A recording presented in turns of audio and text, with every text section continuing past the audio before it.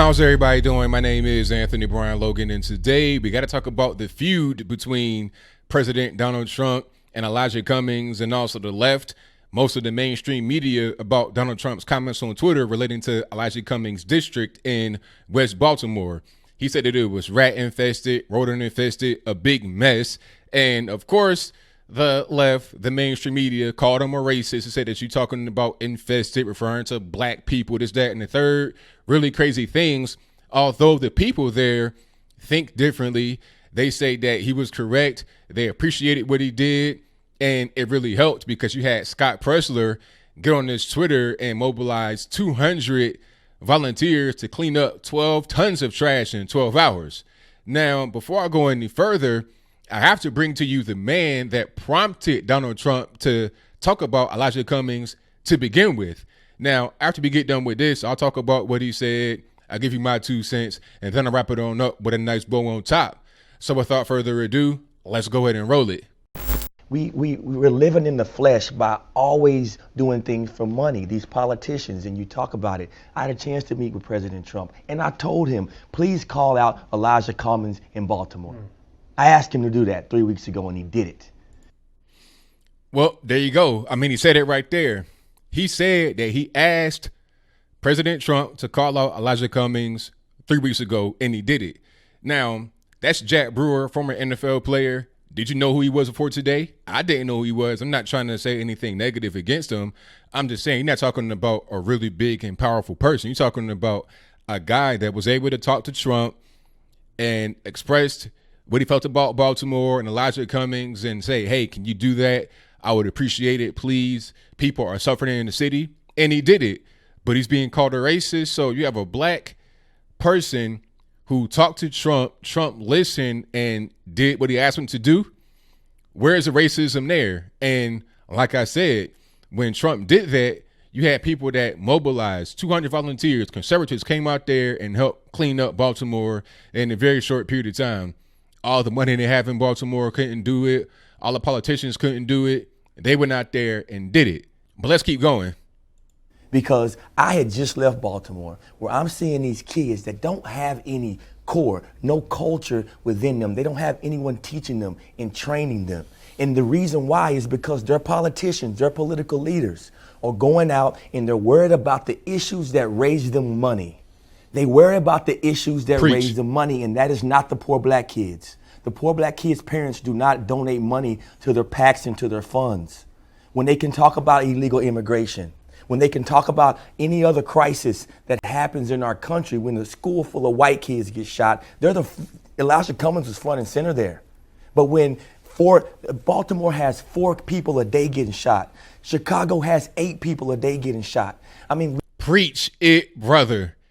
People getting shot and killed every day in the hood, in the ghetto, in the black areas. Nobody really cares. Well, some of us do care. Some of us that actually understand what's going on, we care.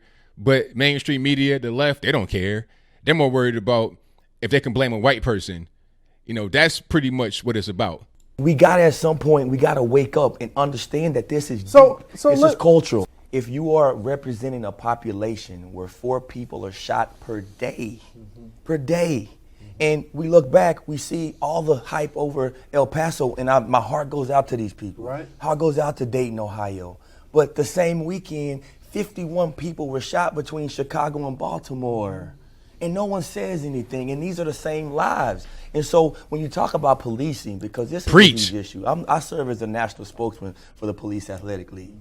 And when you demonize all police officers, what you do is you send a message to that community. And if you look at Baltimore, and this is sad, and Governor, you probably know this, they shut down 5 or 6 of the National Police Athletic League buildings. So these kids, the lady said it just then, they don't have a community center to go for. So now you put their dad in jail. He's locked up in prison. They don't have anywhere to go after school. They have no choice but to be on a corner or do something wrong because they have no one bridging that gap for them.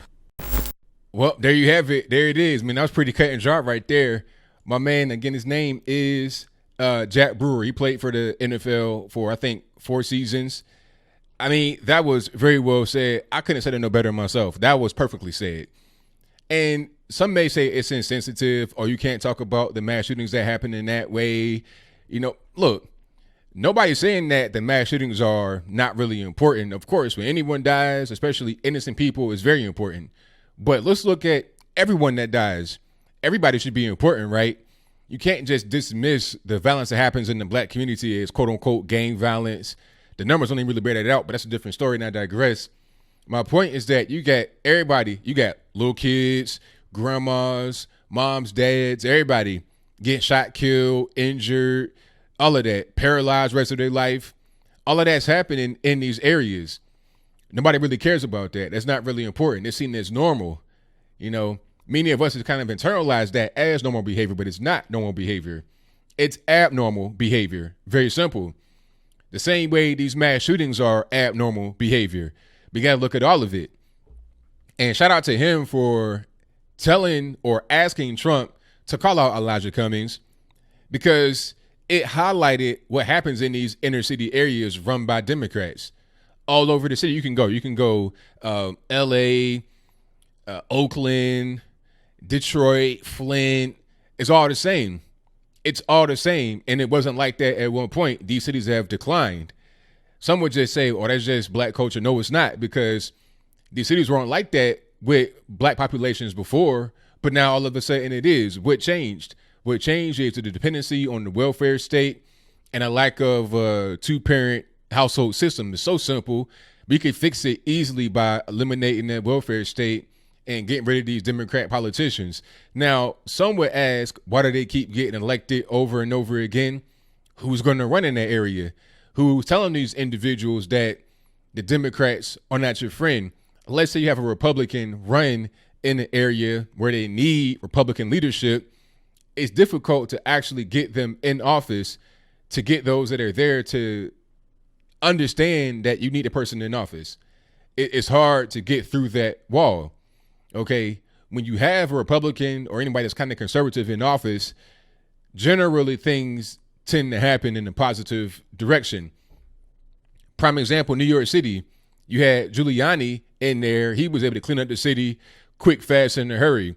The crime rate that was there, the 900 people getting shot and killed every year, that went away. All the drugs and the porno, all that kind of stuff went away. The city is much safer today than it was in yesteryear.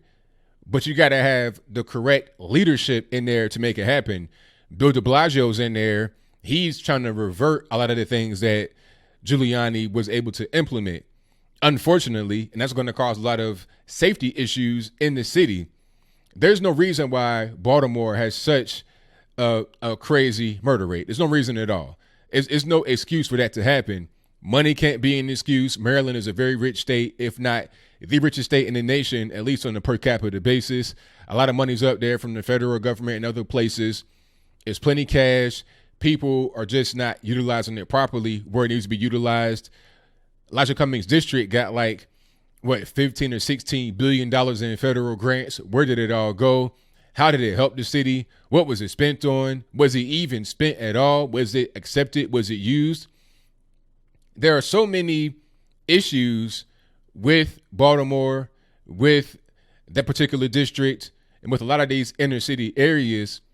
It's hard to address them all, but I'm glad at least one individual was called out, and I'm glad that it was my man who you just saw dropping bombs that was able to convince the president to call him out, so we see all of what's happening in the mainstream media for the world to see. So that's pretty much all I got. What say you? Do you think it was a good thing for my man you just saw in the video, Jack Brewer, to ask President Trump to call out Elijah Cummings for the deplorable conditions in Baltimore, Maryland? If that's your viewpoint, let me know in the comments below. Are you surprised that it was actually a black man that did this? You know, people talking about, oh, Trump's a racist for calling out Elijah Cummings and all this, that, and the third.